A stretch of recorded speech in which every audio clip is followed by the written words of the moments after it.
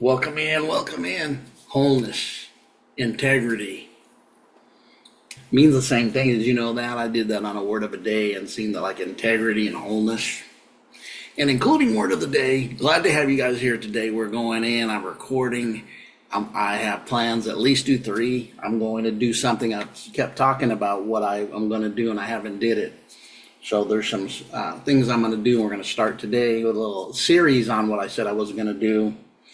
But anyways, how'd you like that word of the day? Weird.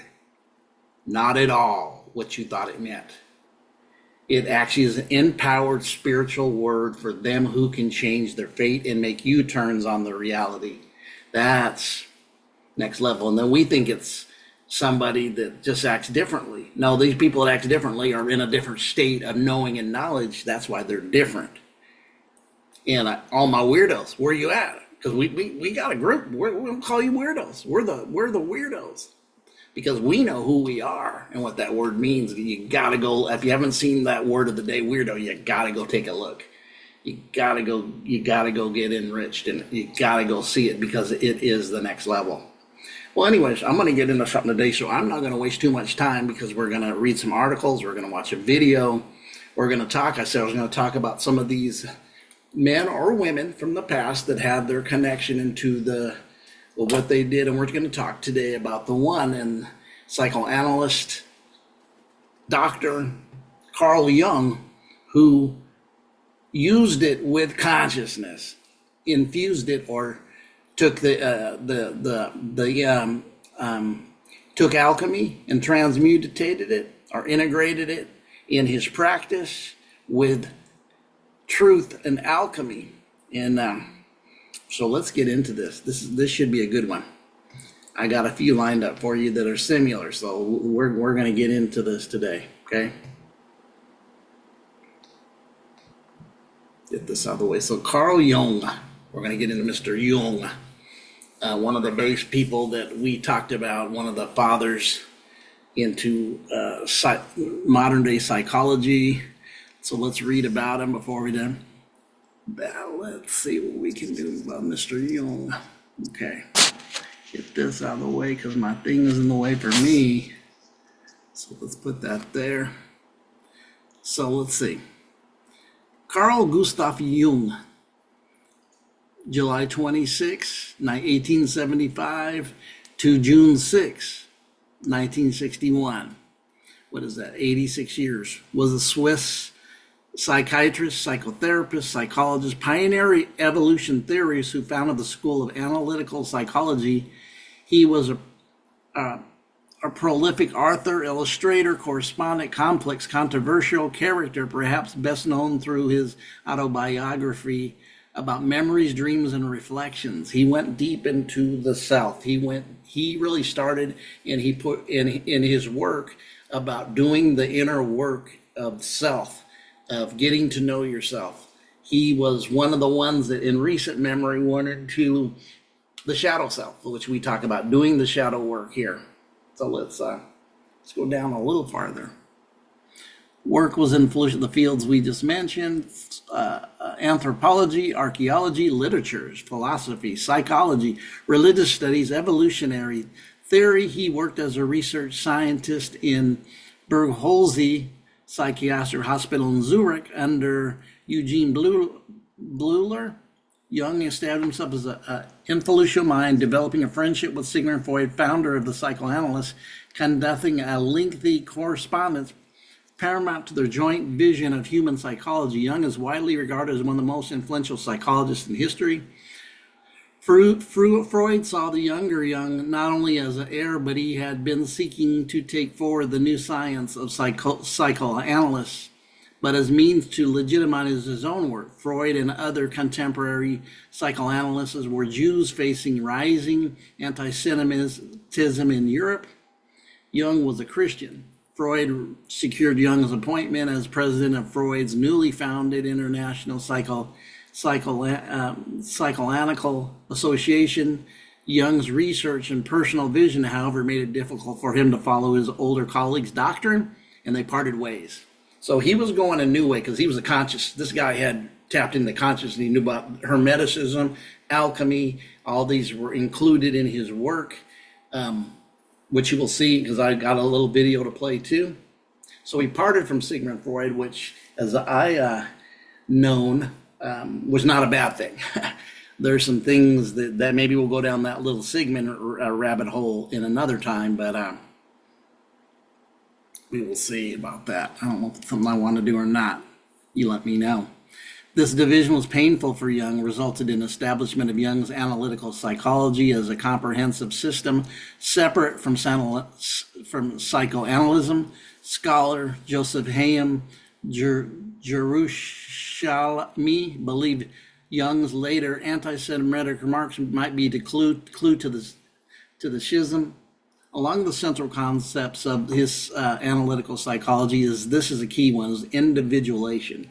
And I have mentioned this here as we had went from a collective before, and as we went dense, we got splintered. We became individual. We had got severed. A feminine and masculine, the yin and yang parts of us we forgot who we were and we got severed. This is part of the individualism. The more I say as you raise your consciousness and go into higher densities, you will see that the individual will start decreasing as as what ends up happening through that process, the collective becomes more real in reality to you, the collective. And then this is where he gets into this, which leads him into his work, leads him into the shadow work and the individual work and coming up with mindsets of this. So let's go down. He's considered to be the main task of human development. He created one of the best known psychological concepts, including synchronicities. This is where you folks, this is really the first one I mentioned, having these synchronicities that we talk about in the spiritual community, was this gentleman here. He was saying these were signs as you go into higher densities that this can be actually the reality would be synchronicities, right? And I'm going to add what I know, and also the paradoxes come up, the reality from this, the paradox truths, the uni and verses, the oneness and unity and division, right? Universe, oneness, division, uni, oneness, verse, against, two opposite sides against each other. That's a paradox. That's a duality. The higher you go, you see it more in a paradoxical reality as your duality decreases, but you see the paradoxical reality. And also the synchronicities start lining up, the 111s and anything that you know and experience when you have a bunch of synchronicities hitting you daily, which I've had in my life, hourly at times, through periods of time through my life where I'm just synchronicities just popping off, right? Including synchronicities, archetypical or type phenomenon, collective consciousness. Told you he was going to collective psychological complex, extroversion, introversion. His belief with that some alcoholics may recover if they have a spiritual religious experience, led in part of the founding Alcoholics. Jung was an artist, craftsman, builder, prolific writer. Many of the works were not published until after his death. Some remain unpublished. And as we go down, we're going to go down. So we're going to watch a video about him and some of his work on the individualism. All right. The individual. So let's go in. Have their resolution in an underlying unity. And to experience this unity, according to Jung, one must walk the path of the alchemists and the druids, the path of the enlightened Buddha, and of the ancient Hermetic hierophants. The path towards spiritual reconciliation, a path steeped in symbolism and allegory. A journey guarded by a sea of archetypes that hide the legendary Holy Grail treasured by the Round Table Knights of King Arthur and the ever-sought-after Philosopher's Stone of the Rosicrucians. The mystical path to individuation. Welcome to Agrippa's Diary, the gathering place for mystical seekers. Every college student needs to have Grammarly in their life. If you didn't know, Grammarly is an AI writing partner that helps students with their writing from beginning. Jung, probably the most influential psychiatrist and psychoanalyst to have ever walked the earth, introduced the concept of individuation for the first time in 1921. Using this intricate concept, Jung aimed to explain how individuals develop a distinct and integrated identity separate from societal norms, expectations, or collective psychology. In a nutshell, the process of individuation involves the integration of the conscious and unconscious parts of the mind, which includes both personal and collective unconscious elements. Look at the ego, the self, the shadow self. In two essays in analytical psychology, Carl Jung described this complex psychological journey as follows. Individuation means becoming an individual, and insofar as individuality embraces our innermost, last, and incomparable uniqueness, it also implies becoming one's own self. We could therefore translate individuation as coming to selfhood. As described by Jung, the ultimate goal of individuation is psychological wholeness, achieved when all of a person's latent potentials are actualized, and all elements of the unconscious are brought to the light of consciousness and integrated harmoniously into their character. It's an ongoing process of self-realization and development, which lasts throughout a person's lifetime. It's a higher goal to strive towards, a source of meaning. Individuation requires an honest, ongoing relationship with oneself and involves coming to terms with both the visible and hidden aspects of one's character. This dynamic process unfolds throughout a person's life, always inching closer but never in a linear way. That's because the human psyche is comprised of a multifaceted array of elements, each interacting with the other to form a holistic self. Which would be alchemy. The primary components involved in this process are the ego, the personal unconscious, the shadow, the anima and animus, and the self. Let's explain each, so that we can have a foundation to build upon. The ego is the conscious facet of the mind. It consists of the thoughts, memories, and emotions of which an individual is consciously aware. While it acts as the locus of consciousness, the ego represents only a portion of the entire psyche, rather than its totality. The personal unconscious refers to the stratum of the unconscious that harbors memories and experiences. These elements, once part of our conscious mind, have since been forgotten or suppressed.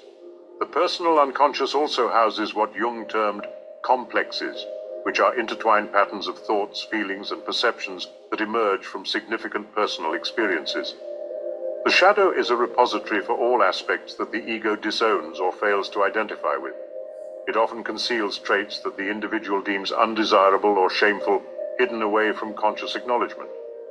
The anima and animus are the contrasexual facets of the psyche, symbolizing the feminine inner personality in men, anima, and the masculine inner personality in women, animus. And finally, the self acts as the central archetype. The self signifies the comprehensive totality of the psyche.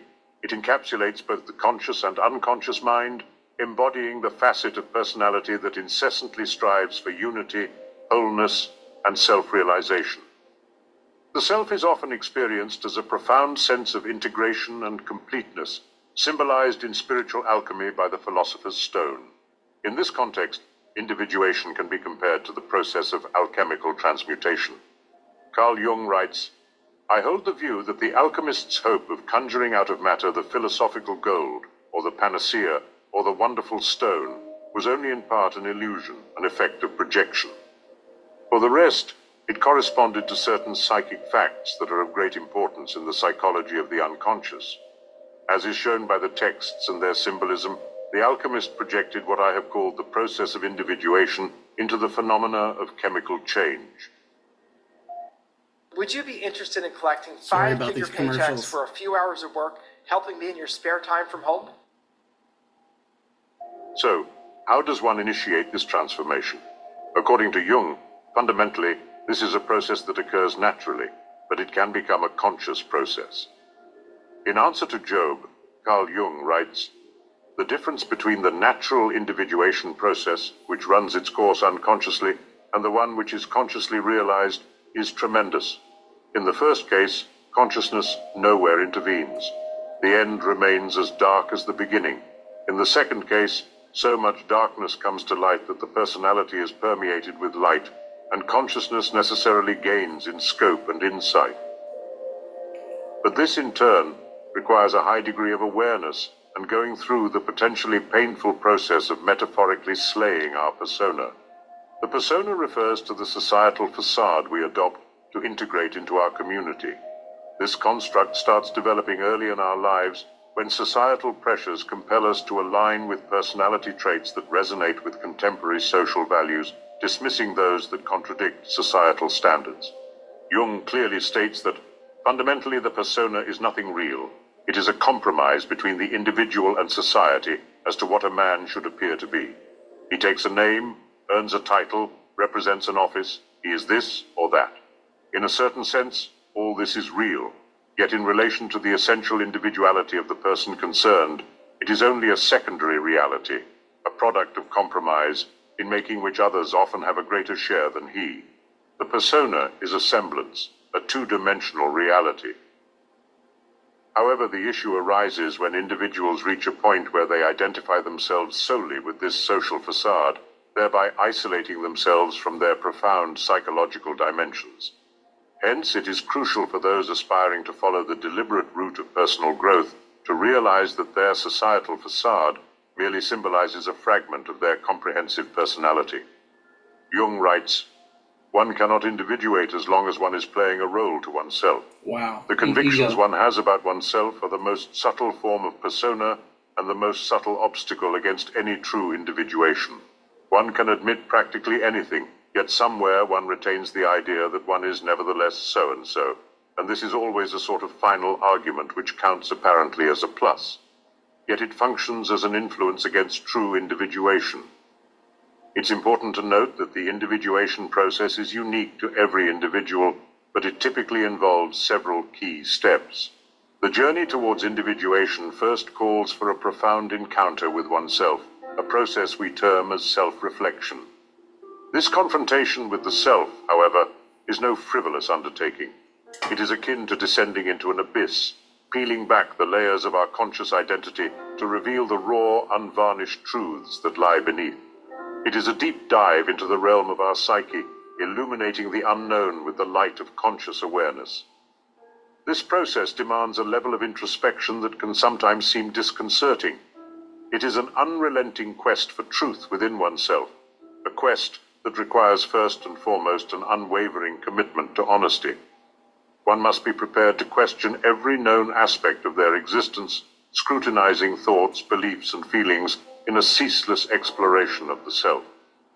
Self-reflection, therefore, is not merely a step towards individuation, but rather the foundation upon which the edifice of our true self is built. Yet this journey is not undertaken alone or unsupported. The tools one can employ to navigate this labyrinth of self are manifold. Journaling, for example, serves as a mirror to our consciousness, reflecting our innermost thoughts and emotions in stark black and white. It allows us to articulate, to structure, and hence to understand the chaos of our internal landscape. Meditation offers a pathway to silence, a space to observe and understand the ebb and flow of our thoughts and feelings without judgment or expectation. In this silent communion with our psyche, we begin to discern patterns, understand triggers, and appreciate the cyclical nature of our emotions. The practice of dream analysis, too, serves as a valuable ally on this journey. Our dreams are the echoes of our unconscious mind, offering tantalizing glimpses into the parts of ourselves that remain concealed in our waking hours. Carl Jung writes, "Our dreams are like windows that allow us to look in, or to listen in, to that psychological process which is continually going on in our unconscious." When interpreting the narrative of dreams, one gives voice to the unspoken and shape to the formless, translating the language of the unconscious into the vocabulary of conscious comprehension. Creative. Dreams are impartial, spontaneous products of the unconscious psyche outside the control of the will. They are pure nature. They show us the unvarnished, natural truth, and are therefore fitted, as nothing else is, to give us back an attitude that accords with our basic human nature when our consciousness has strayed too far from its foundations and run into an impasse. The shadow, as mentioned earlier, represents those hidden aspects of our personality lurking in the unconscious realm that the conscious ego chooses not to acknowledge. These elements, encompassing both positive and negative traits, behaviors, or thoughts, are often overlooked or outright rejected due to their discordance with our self-perceived identity. It is the unknown dark side that is often at odds with societal norms and expectations, thus leading to its disassociation from the conscious self. Engaging in shadow work, then, involves embarking on a challenging yet profound journey of recognition, confrontation, and integration of these shadow aspects into our conscious awareness. It calls for deep introspection, a willingness to unmask the... This is about going deep, and I keep mentioning this here. I'm going to tell you, from my experience, I thought I had did this even years ago, and then I found out recently, the last 4 or 5 months, I really didn't go far enough or deep enough. And now that I feel that I have, I see the results. I see so much knowledge and information, and also being real with myself in a very deeper way than before. It's a must. If you're here, you have to, I'm going to tell you next level. If you want to embrace next level. Because a lot of times I think we wander in a conscious wilderness of we listen to this person and this person, but it's really not giving you the really goods, because some are just at certain places and they're frauds. But anyways, yeah, but this is getting down to the depth of you and your soul and taking responsibility and being real with yourself. The parts of ourselves that lie in the darkness, and often that we find discomforting or even abhorrent. Shadow work is far from a destructive process. It is a therapeutic path towards self-understanding and acceptance. Through shadow work, one can illuminate the hidden corridors of the psyche, facing the shadows lurking therein, liberating himself from the shackles of unconscious fears, limitations, and self-destructive patterns. This process, though fraught with discomfort, holds the potential to cultivate an enriching growth of self-awareness and psychological maturation. To engage the shadow is not to annihilate it, but to assimilate it. It involves interacting with the shadow and understanding its nature, origins, and intentions. It requires humility, patience, and compassion toward oneself. As one makes peace with their shadow, they begin to see it not as an adversary, but as a guide towards holistic self-understanding. I've said this many times. I said it becomes a guide. It transforms, your shadow transforms, is what I'm saying.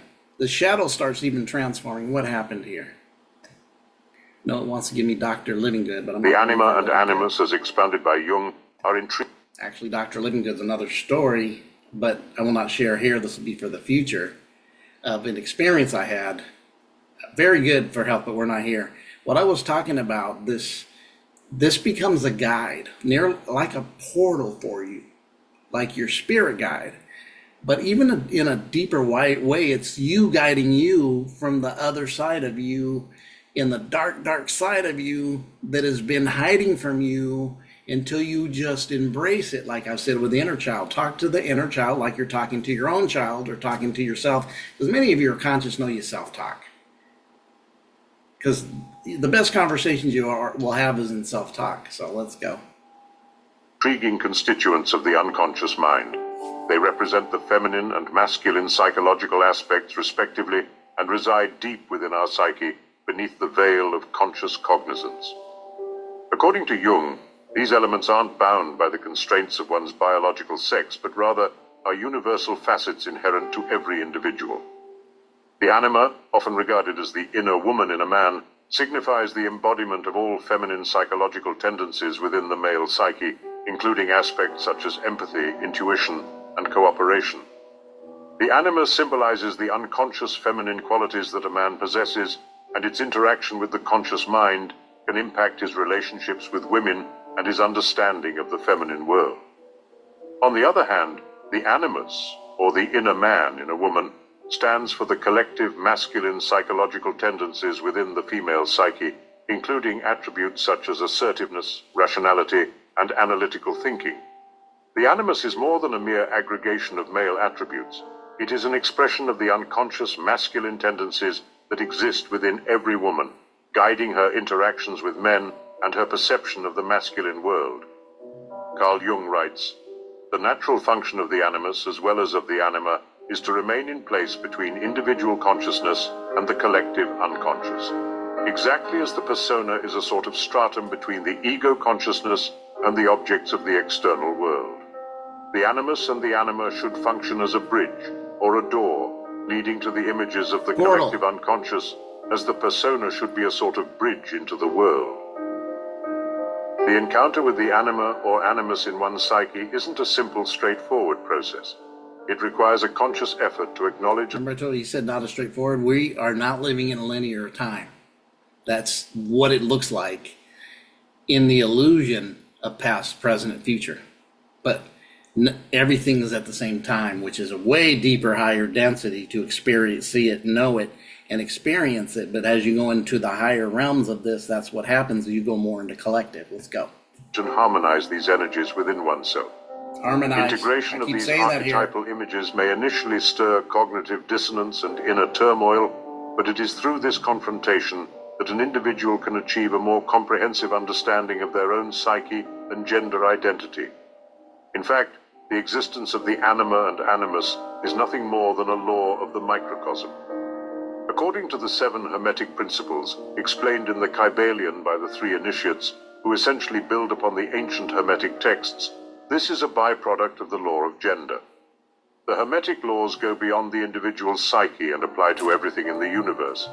The principle of gender posits that the masculine and feminine principles are always at work, not just in people, but also in the minerals, vegetables, the animal kingdom, and even in the mental planes. When studying the works of Carl Jung, one may not stop but wonder if his theories are not just a further expansion of the ancient teachings of the past. Another example is the principle of polarity, which states that everything is dual, everything has poles, everything has its pair of opposites. Opposites are identical in nature but different in degree. This principle bears similarities to Jung's ideas about conflict and reconciliation of opposites within the psyche, which is a central theme in his work. But I digress.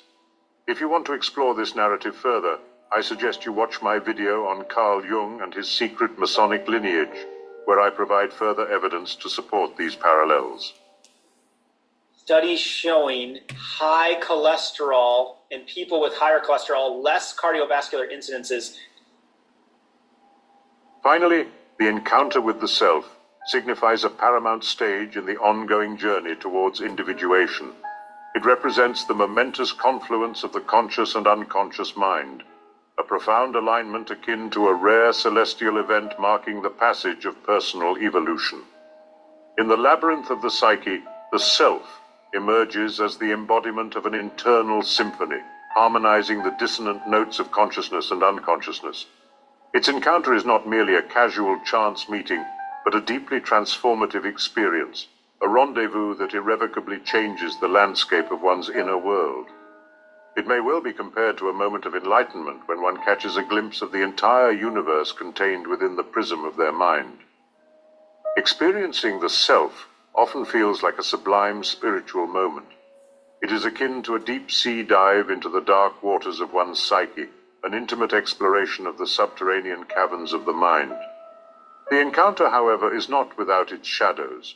One must traverse the hinterlands of personal fears and traverse the wilderness of subconscious desires. Yet when the conscious ego meets the self, there arises an intrinsic, profound recognition. It is as if a mirror has been held up to the ego, revealing not a fragmented reflection, but a complete, holistic image. It is a sense of divine unity, where one begins to perceive a tapestry of interconnectedness weaving through the individual threads of their being. In this state of heightened awareness, the ego and the self merge, inviting a profound sense of oneness. The world as we know it seems to dissolve into an array of mystical insights, bringing forth a resounding affirmation of our unity with the cosmos. This union is not a mere philosophical abstraction, but a tangible, lived experience, one that infuses life with a sense of purpose, meaning, and wholeness. Ultimately, encountering the self invites a renaissance of the soul, a rebirth that often feels akin to a spiritual awakening. This transcendental experience heralds a new dawn of self-understanding, paving the path toward integration, self-realization, and a heightened state of consciousness. The grandeur of the human journey towards individuation culminates in the stage of self-realization, an emblem of the harmonious synthesis of all facets of one's personality, conscious and unconscious alike. However, this pinnacle is not a final destination to be reached, but rather a genesis, a birthing point of a renewed consciousness that illuminates the path to continuous self-discovery and personal growth. In this majestic state of self-realization, one is no longer divided but attains unity, a profound wholeness that transcends the dichotomy of the conscious and unconscious mind. The veil between these two realms is lifted, allowing a transcendent awareness to emerge. This awareness is a direct recognition of the self as it truly is, unfiltered by the distortions of conditioned thought patterns and societal expectations. As this realization deepens, one begins to embrace the totality of their being, moving beyond mere identification with their persona, the outward face we present to the world. The complex tapestry of traits, experiences, and perspectives, some previously hidden in the shadow, becomes an acknowledged part of the self. The fears, desires, and potentialities that reside within the unconscious mind are welcomed into the light of conscious awareness. The process of self-realization, therefore, is not a journey of becoming something more, but rather a journey of unveiling and acknowledging what has always been there. Yeah, the wholeness. It is the authentic acceptance of one's humanity in its fullness, with all its triumphs and tribulations, virtues and vices, potentialities and imperfections. It is about acknowledging and embracing one's inner reality, a reality that remains ever dynamic and ever evolving. The experience of self-realization is akin to a return to the source, to the quintessential essence of our being. It is a homecoming, a reconciliation with our true nature. This realization instills a deep sense of peace and fulfillment, bringing about a liberation from the constraints and constructions of the ego. Individuation is a mystical journey, a source of meaning that has been practiced in various forms by many civilizations, some now extinct, for thousands of years. It is by no means a new concept, but depending on the age we find ourselves in, it has been presented in various forms and practices. Carl Jung merely brought it to light in this form in an era of cynicism, spiritual decay, and alienation from our true origins, and his approach is worth the time of any mystical seeker. In a nutshell, this is what all religions of the world strive to teach us, that we are all part of an endless dance of birth, death, and rebirth, and that by climbing the steps of self-awareness we can get closer and closer to the truth, and finally, when our time is over, gracefully and harmoniously reunite with the One. Now, all of this considered, I'm also interested to hear your opinion. Do you think Carl Jung's theories build upon the mystical teachings of the ancients? Share your thoughts in the comments below. I'm eager to hear your thoughts, fellow mystic. If you want to delve deeper into the world of ancient wisdom and esotericism, be sure to like, share, and subscribe to the channel for more insightful videos. And if you want to support my mission... Oh man, that's very, very, very awesome. Very awesome. I told you in the past, I kept mentioning, we're gonna get into this guy, and time came and said, just do it. And I ain't talking Nike, I'm talking real stuff. So yeah, I started with Carl Jung. We will have some others coming up, right, one after another. We're going to deal with some people that have been around that are older than us. We're going to deal with Manly P. Hall. We're going to talk about his life. We're going to talk about Rudolf Steiner. We're going to get into Edgar Cayce. Those are the four I'm going to start with, and we're going to do this. So we did the Carl Jung, very awesome.